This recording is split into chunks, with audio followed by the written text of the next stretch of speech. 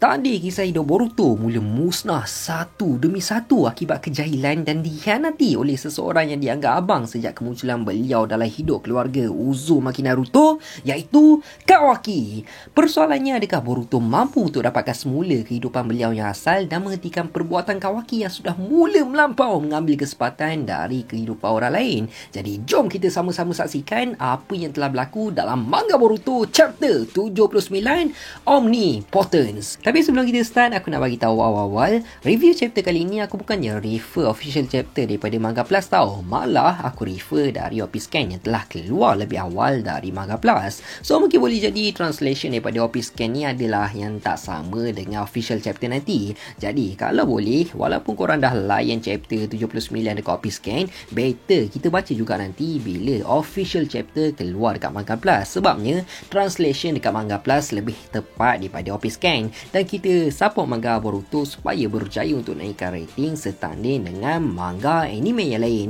So guys, untuk dalam chapter kali ni memang hype gila babeng selepas tanpa disangka telah berlakunya plot twist yang cukup besar mengubah hidup Boruto dari seorang yang ada segalanya dan telah kehilangan segalanya. Aku yakin sangat start je dari chapter ni confirm ramai akan benci dengan karakter Kawaki. Sebabnya aku pun tak tahulah kenapa karakter Kawaki ni gelabah sangat. Ya, aku tahu dia buat semua ni untuk melindungi Naruto dengan Konoha, tapi dengan cara membunuh Boruto dan mengkhianati Boruto bukannya cara yang tepat. Masih ada lagi cara lain untuk menghentikan semua ni, tapi malangnya Kawaki memilih jalan yang salah untuk menyelesaikan semuanya. Jadi aku pun dah tak sabar nak borak apakah yang berlaku untuk dalam chapter kali ni. Tanpa melengahkan masa, jom kita start sekarang. Chapter 79 bermula dengan sambungan selepas si Momoshiki telah mengatakan kepada Boruto berkaitan pasal takdir Boruto yang akan kehilangan segalanya baru je bermula. Lalu Boruto pun cakaplah dekat Momoshiki, tak guna kau, apa yang kau masukkan? Apa yang bakal berlaku?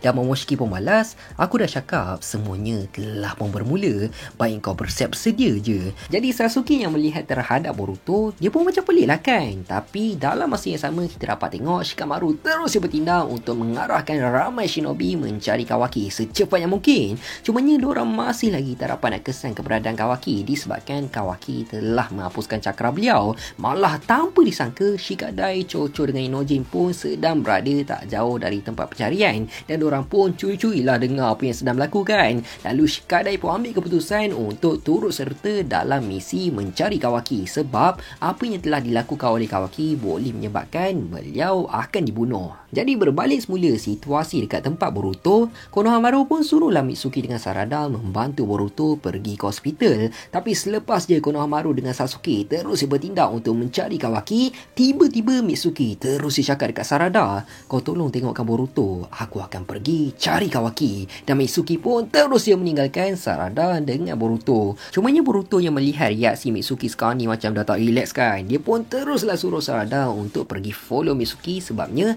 Mitsuki seakan dah hilang sabar dan Sarada pun ikut je lah apa yang telah dikatakan oleh Boruto. Lalu tak lama lepas tu pun bawa beralih pula situasi dekat tempat Kawaki yang mana kelihatan Kawaki seakan dalam keadaan kepenatan akibat beliau telah menggunakan banyak cakra.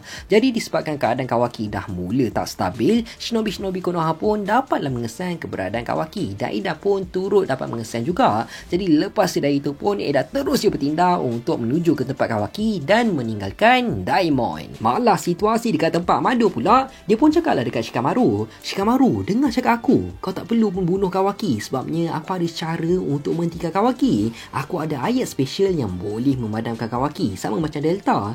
Tapi dengan syarat kau kena janji dengan aku, kalau aku dah tutup Kawaki, korang tak boleh nak kacau Kawaki. Aku tak boleh nak biarkan dia mati. Lalu Shikamaru pun jawablah, aku faham dengan situasi kau perlukan Kawaki untuk hidupkan anak kau semula. Tapi dia dah terlalu melampau. Dia dah buat perkara yang tak sepatutnya dia buat. Jadi buat masa sekarang pihak Konoha akan menganggap Kawaki sebagai musuh. Dan Mado pun teruslah jerit, tunggu, kau dengar dulu apa yang aku cakap, Shikamaru. So lepas dari itu pun bawa beralih semula situasi dekat tempat Kawaki yang mana Eda telah pun sampai dekat sana. Dan Eda cakap, jangan risau Kawaki, aku berpihak dengan kau. Dan Kawaki pun balaslah, kau berpihak dengan aku, kau pun tak padamkan cakra kau. Jangan dekat dengan aku, kau hanya membuatkan orang dapat kesan keberadaan aku. Tapi Eda cakap, kau jangan risau, aku tak akan biarkan diorang sentuh kau. Lalu Kawaki pun tiba-tiba je macam serabut tau. Dia macam tak, dia macam garu-garu kepala kan. Dia macam tengah serabut gila lah. Kawaki cakap lah, aku hanya nak lindung Hokage ke-7 je.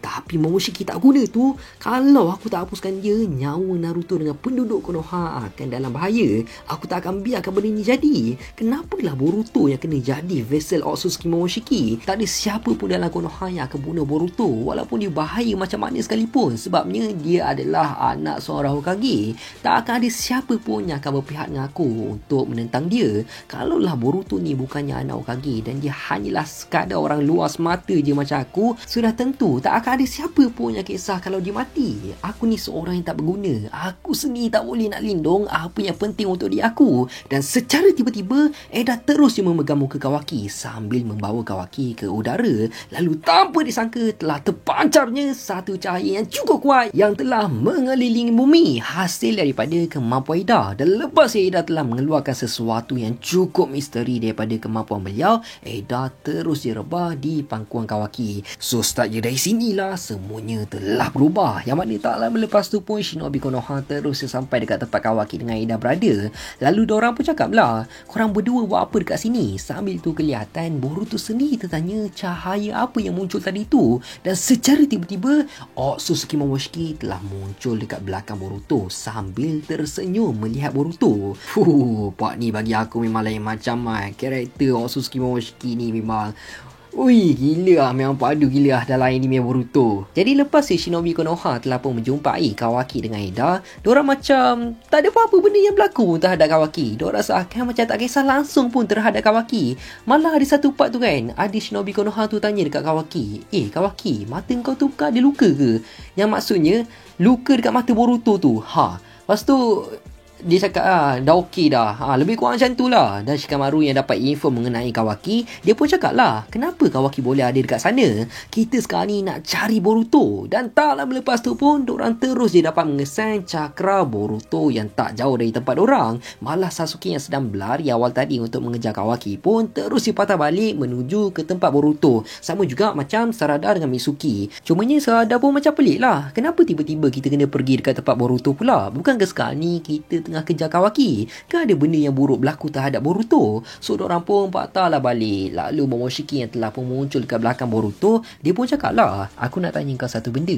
Apa rasanya bila kehilangan segalanya? Dan Boruto pun malas lah, nampaknya mood kau sekarang ni tengah baik kan? Bagi tahu aku apa sebenarnya yang sedang berlaku. Dan tiba-tiba Momoshiki terus je suruh Boruto untuk toleh ke belakang. Jadi bila Boruto toleh je ke belakang, Sarada dan Mitsuki pun telah sampai dekat sana. Tapi apa yang peliknya, secara tiba-tiba Mitsuki terus menanggalkan headband beliau. Sambil tu Mitsuki cakap dekat Sarada, baik kau jangan dekat sangat sebab orang ni bahaya. Lalu Mitsuki terus cakap dekat Boruto, kau dah betul buat aku hilang sabar. Dan apa yang lagi mengejutkan, apabila Mitsuki telah pun mengaktifkan kekuatan Sash Mode untuk menyerang Boruto. So Boruto dan Sarada yang melihat keadaan Mitsuki, diorang pun pelik lah kan.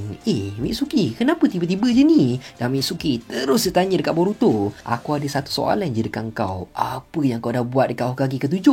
Dan Boruto pun tambah pelik lah kan. Apa yang Mitsuki cakap ni? Apa yang dia mengarut ni? Apa sebenarnya yang sedang berlaku? Dan tak lama lepas tu pun Mitsuki terus melancarkan serangan untuk menyerang Boruto. Tapi nasib baiklah Momoshiki terus suruh Boruto untuk mengelak. Cumanya Mitsuki masih lagi cuba untuk menyerang Boruto tanpa henti. Dan dalam masa yang sama, Sarada pun suruhlah Mitsuki berhenti. Tapi malangnya Mitsuki dah memang bernekat untuk membunuh Boruto. So dekat sinilah telah pun terbongkar apa sebenarnya yang sedang berlaku. Kenapa tiba-tiba semuanya seakan mula berubah selepas Momoshiki telah menjelaskan semua benda yang sedang berlaku sekarang ni adalah hasil daripada kemampuan rahsia milik Eda. Yang mana kemampuan Eda ni merupakan ultimate teknik dewa yang membolehkan Eda membuat sesuatu di luar kemampuan manusia. Atau mudah kata, Eda telah mengubah takdir Boruto dengan Kawaki. Kiranya dekat mata semua orang sekarang ni, Boruto adalah orang luar dan musuh terhadap Konoha disebabkan beliau telah melakukan jenayah yang cukup besar terhadap Hokage ke-7.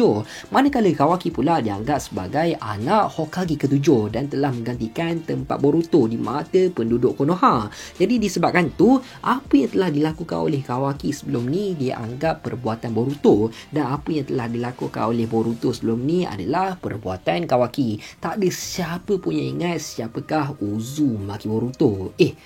Bukan Uzumaki Boruto. Boruto saja sebenarnya.